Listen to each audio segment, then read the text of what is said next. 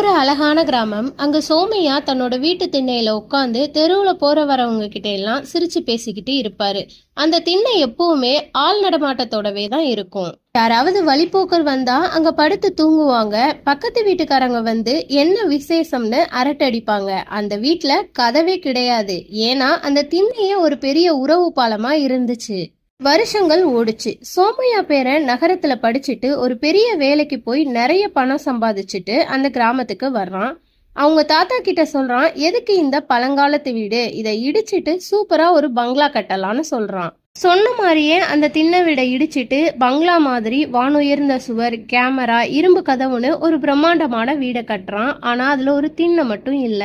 அந்த புது வீட்டுக்குள்ள எல்லா வசதிகளும் இருந்துச்சு. ஏசி, பெரிய டிவி அப்படின்னு தொழில்நுட்பமே கொட்டி கிடந்துச்சு. ஆனா சோமையா மட்டும் வாசல்ல ஒரு சேர் போட்டு தனியா உட்கார்ந்துருப்பாரு. அந்த வீதியில போற இப்ப யாருமே அந்த பக்கமா திரும்புறது கூட இல்ல.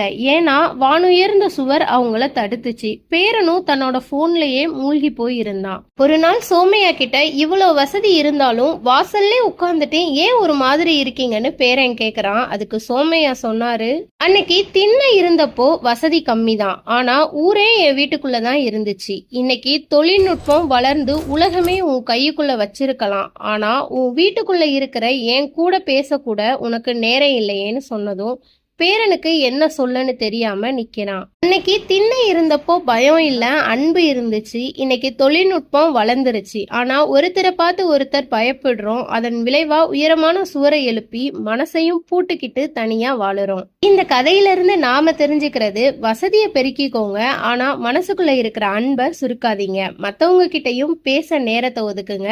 மேலும் பல கதைகளுடன் மீமிடால் உங்களை சந்திக்கும்.